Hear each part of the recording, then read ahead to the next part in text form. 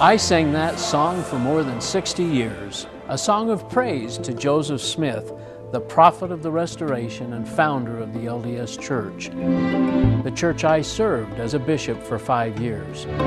I knew the church was true. I was a faithful Latter-day Saint. My life has been built on certain truths, but wishing doesn't change the truth. Jesus said, "You shall know the truth, and the truth will make you free."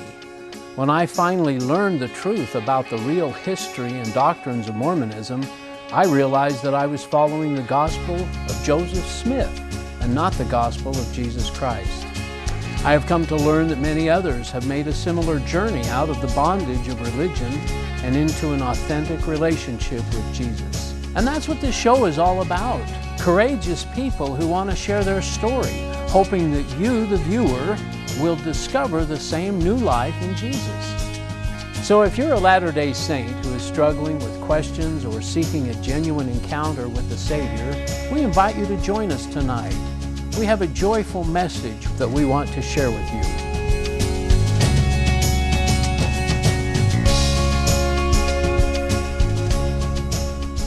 Good evening and welcome to the Ex-Mormon Files here in the heart of Salt Lake City. I'm your host, Bishop Earl. I'm grateful you'd be willing to join with us tonight, this evening, and hope you'll hear a message that will soften hearts and be a little educational. I'm happy to introduce Debbie Riddle tonight. Thanks for joining with us. And you have an interesting heritage as far as your family's concerned in the history of the church. Tell us a little bit about that. I do. On my father's side, I'm from the fifth wife of Lorenzo Snow. Wow. And my mother's family, her great-grandpa, 2-3 times back, he came here with Joseph Smith and was sent to Brigham Young. Oh, Brigham Young, sorry. Come here with Brigham Young and was sent to start up San Pete County. Oh, wow. A lot of pride with that, isn't there? I mean, I had a little bit of Mormon stuff back there. And a lot of pride. It's amazing when people hear that I've left the church and they find out that I did come from a prophet. They're just shocked. And how could you do that? How could you do that? Well, we're going to find out about how that happened. Now, your mom and dad, were they married in the temple? And no, they married quite young. My dad was 19, just out of the service. My mom was 15. They had me when I was 16. Wow. We were married for 25 years when he passed away. They did take the temple classes 7 times. As everybody in the neighborhood would take the temple classes, they would take them. And my dad just said they just kept trying? Yeah, they can't answer the questions. My mom would cry, and I don't know why you just can't go. And he'd say, because I have questions and they won't answer them. Do you ever remember specifically those questions or what kind of things he was bothered by? I was quite young, and they quit taking them by the time I was like 12. Oh. My mom got involved in bowling, and they kind of walked away from the church. My dad never was active, maybe for a year after my sister died. Wow. But he just said, they can't answer my questions, and until they can tell me what the answers, I'm not interested. Wow. So someone was out there thinking a little bit, I guess. He was, huh? and he worked with a bunch of sweet little ladies that were saved. Yeah. And I think they always talked to him about it. And maybe you could share, or were sharing things that maybe most Mormons don't hear, since they don't associate usually with too many non-members, I guess. Of course they do at times, but well, that's interesting. But something happened back a few years ago that affected you pretty dramatically. Tell us about that. Yes, the Mark Hoffman bombings. When this Mark Hoffman bombings started, and the salamander letters, and it just really touched me that, okay, so one time he's seen one time he's seen 2, and the story just kept changing. And when I would approach my ex-husband's family, they would just tell me, just don't believe. Just, stay away from those people. Just have faith. Just have faith. You don't need to know about that. I had a unique situation where my son has asthma and was very sick. Yeah. And they wanted to take a picture of him and send it to a sister-in-law's mother in Idaho, because she had a box that would cure him. And then it come out about them being a god. they could be gods. And so I asked my ex-mother-in-law, my sister-in-laws, we don't believe we can be a god. And she's like, you don't need to know that until you go to the temple. You just need to just keep doing what you're doing. Oh my goodness. So the Mark Hoffman bombing, what really struck you about that as well? Just that the prophet would be duped? Is that part of it, or what? It was just, I just really wanted to search it out. I don't know if there was any one thing that really stuck out to me. It was, and the other thing that stuck out to me was nobody would answer my questions. If I went to the bishop, he would told me I didn't need to know, just keep the faith. If I went to family members, a lot of them didn't know because my family was not active. His family was. And we're not very well read in a lot of things. But what questions were you asking? You know, I was asking, how could we be a God? Okay. God is perfect, and we could never be. And God never changes. He's the same yesterday, today, and forever. Exactly. So how could we, as people that sin, ever be a God, and how could we surpass Jesus? I mean, I was brought up that he is our brother, but I always looked at him as higher than us. And, you know, I had people in the church that were very proud that they were going to have their own world and they were going to be a God. And I'm going, it just did not make sense to me. It doesn't really seem like an almighty God concept, does it? If there is an never-changing God. The LDS have that hope. I know that they are going to become gods. I mean, that is part of the concept and purpose of the temple, really, is to allow us to be married for time and all eternity, and eventually, I guess, take on many wives. It's such a strange concept to me now, but that struck you as...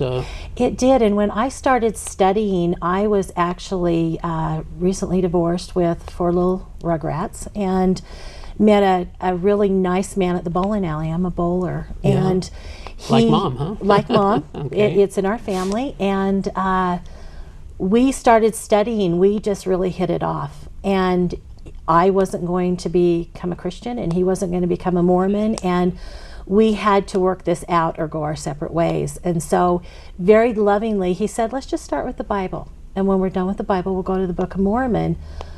We never made it to the Book of Mormon, but when we started studying, I never knew that we could be gods. I never knew that a man had to call his wife out of the grave. I never bring her through the veil. Yeah, through the veil and kind of stuff. I had no idea the stuff that went on with Mormonism, and I started listening to a program, The Bible Answer Man, with Dr. Walter Martin. Oh. And every time we had been studying something in the Bible, Dr. Martin would go over the program, and I just knew my now husband was calling and telling him, until one night we'd been talking about the Adam God doctrine. Oh, at Brigham Young's. And I threw him out of my apartment and said, I'm done. And so I put my kids to bed, I turned on the radio, and guess what Dr. Martin was talking about? And I knew my husband had called him and told him what we were studying until the end of the program, when they said he'd been dead for a long time. And I dropped to my knees, and I asked God to forgive me. And I got saved. You mean Dr. Martin had died many years before? There was no way your husband could have made that phone call? No, there was no way my husband could have contacted him, because he had been dead for 10 years at that time, and they were just replaying every week on Christian radio. So and for him to be talking about Adam God, and what did he? Do you remember what he said? I just remember the feeling of, I've been duped, I've been lied to my whole life. Yeah. I have set all this time dealing with this religion that is so untrue. Wow. And I felt lied to. Well, now it sounds like you've questioned all the way along. Why do you think, I don't want to even hardly say it this way, but why were you so special to do some independent thinking? Mormons just don't do that generally. I think because I never had the desire to do the seminary. I did hold church callings, But I never... But you wanted to get married in the temple? I did. I mean, you had the to... desire to serve God through the church. I'm what they call a traditional Mormon. I was born Mormon. It's all tradition in my family. None of them really... My father passed away. My mother has recently remarried and gone through the temple. Oh.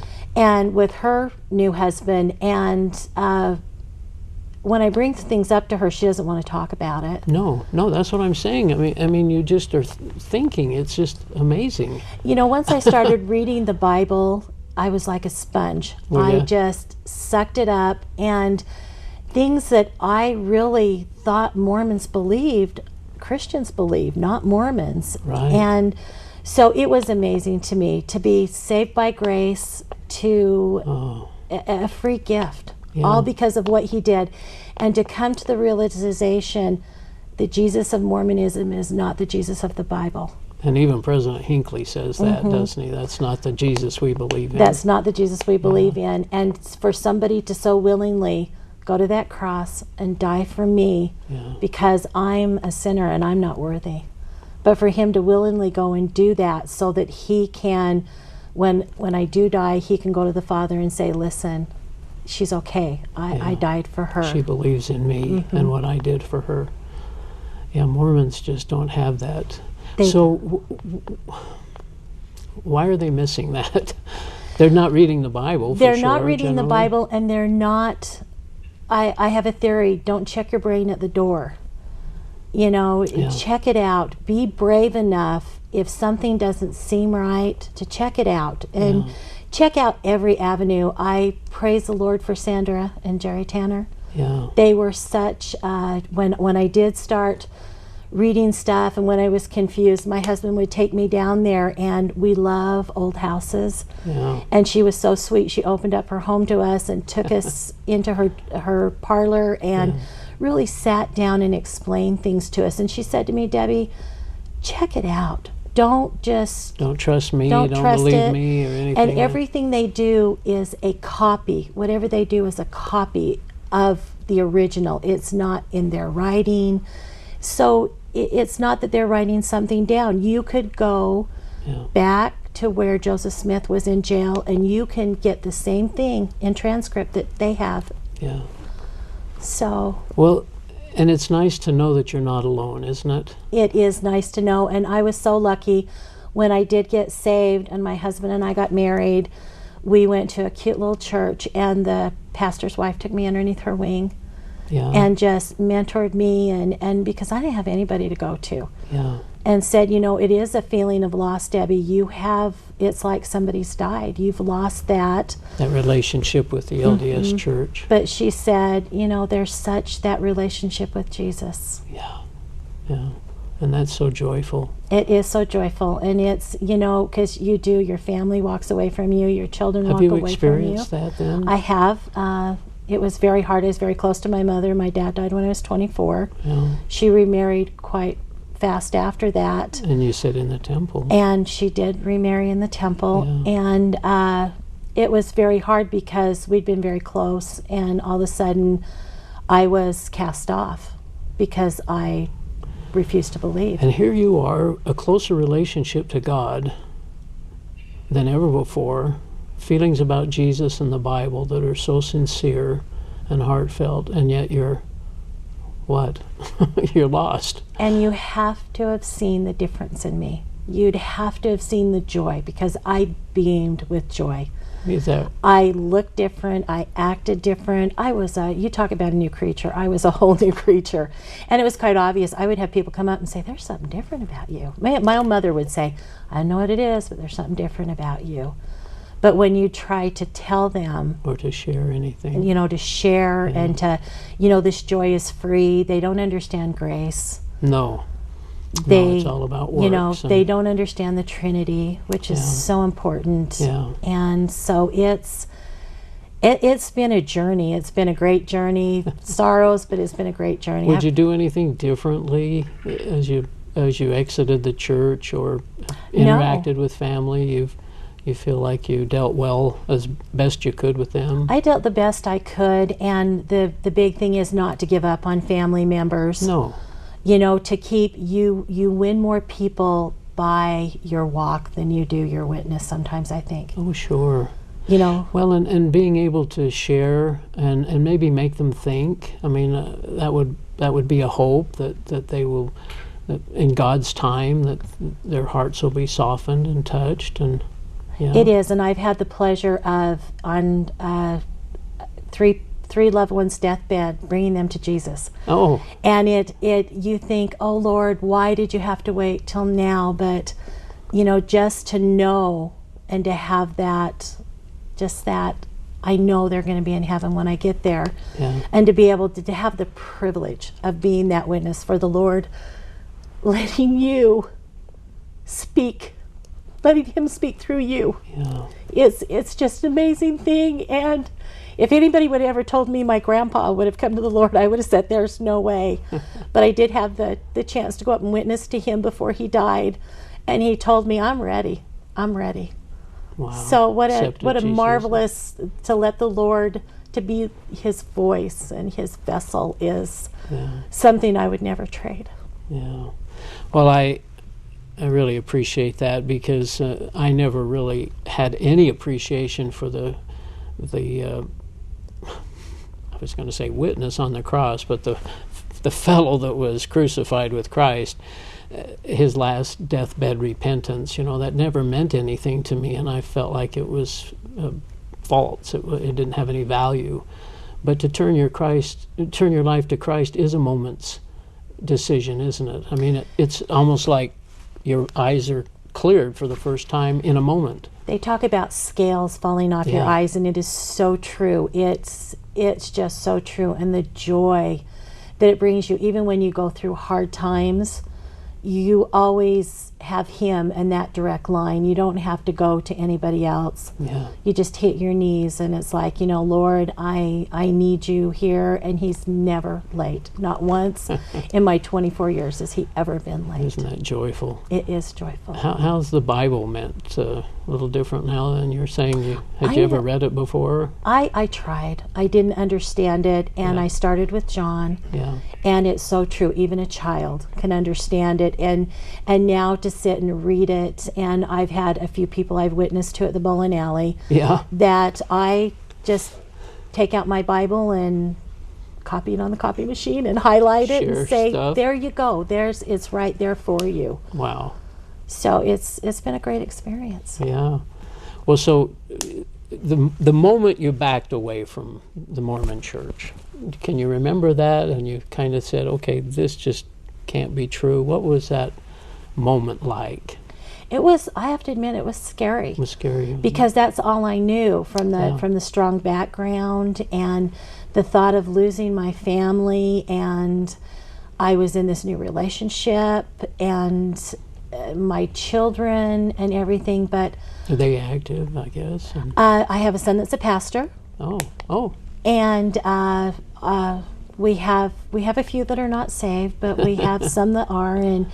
And you know, the joy of watching my sons go to youth camp and to have them come home. We have 3 of our children in Christian school, our grandchildren in Christian school, and to be driving along and have my granddaughter say to me, Nana, do you know Jesus in your heart? Because if you don't... She's asking you that. And she's 6. Do you know Jesus in your heart? Yeah. I just sit back and smile and think, you know what, Lord, it was all worth it. Yeah. It was all worth it. Isn't that awesome? So there is life after Mormonism? There is life after Mormonism, and there are a lot of good people out there that want to help people on that teetering edge, that want to let them know that there's life here afterwards, and a lot of good churches. Well, it's been kind of a good news, bad news thing in my life. You know, all the bad news about Joseph Smith and the polygamy and the masonry and all those things that we talk about, kind of the negative stuff. But the good news is again, Jesus and what he's meant to me and to you too, it sounds like, and the grace that's been joyful, and the freedom that we feel, right? It is the freedom. You know, you go to church and there's such freedom in worship. When I first took my children, they were so excited. There's a band. There's a band up there, and they play music, and it was such a freedom. And to raise my hands in the air, it's kind of like, here I am, Lord. take me. I'm, here I am. I'm all yours. I'm praising you. Why you'd want me, I don't know sometimes, but it is so much where that grace falls into. Yeah, and the Mormons just don't really understand that because they're so work-based, right? I mean, they believe in grace, but it is. It's a works, and it's really sad because we'll get talking at work, and if they're talking about Relief Society or primary, whatever, but if you mention something that went at your church, they don't want to hear. It's like, we have the right church, you don't. We don't want to hear about yours. And so you have to find a way to get around that, because offending them doesn't help the situation. No. And really they are, I guess for want of a better word, blind. Yes. And so they just don't see, and they really don't want to look. And that's why I think it's so special about you and being willing to think independently again, and being willing to study and to. I'm very, very blessed. Like the Lord's blessed you. And so life now is good, and life now is good. I've been saved for 24 years. I have a wonderful husband. We've had a tough walk at times, but we've always known he's there for us, and he's never been late. And that's what I want to tell people. If you will just open your eyes and just read the Bible, just read John. If you read John and search out, look at church books, look at non-church books, check out Sandra Tanner. She is so special. And so if you listen to Jerry's testimony, these are people that have really searched out and are so kind and loving, and there's just nothing like knowing that you can't do it, that somebody else has done it for you, and by his blood. Yeah. Well, and I think that an interesting thing about truth, you're kind of hinting around that Gerald and Sandra and others have shared these things, changes in the Book of Mormon and things that the members of the church shouldn't be afraid of truth, right? I mean, they shouldn't. The church should be able to stand up to scrutiny. And God said, I'm the same yesterday, today, and forever. And so he's not changing. He doesn't change. And that's what people need to know. The church changes all the time. Get an original Book of Mormon and then get the Book of Mormon from today that changes. It's, if God is true and everlasting, his word doesn't change, and he tells us that.